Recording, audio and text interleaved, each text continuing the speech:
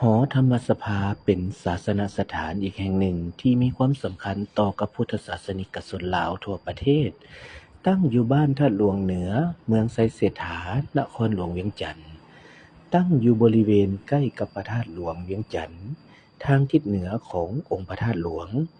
อาคารแห่งนี้ถูกสร้างขึ้นเพื่อนำใช้เป็นสำนักงานและห้องประชุมขององค์การพุทธศาสนาสัมพันธ์ลาว เพื่อการปฏิบัติพิธีกรรมทางพุทธศาสนาที่สำคัญของประเทศ หอธรรมสภาสร้างขึ้นในปี 1999 เพื่อทดแทนศาลาพันห้องที่ทรุดโทรมลงไปแล้ว สำเร็จในวันที่ 14 เดือน 11 2010 ด้วยมูลค่าการก่อสร้าง 45.82 ตื้อกีบ การออกแบบอาคารหอธรรมสภาโดยรวมเป็นแนวความคิดของการผสมผสานและประยุกต์เอาศิลปะจากสถาปัตยกรรมแบบดั้งเดิมของลาว เข้ามาผสมกับความทันสมัยทางด้านรูปทรงและเทคโนโลยีการก่อสร้าง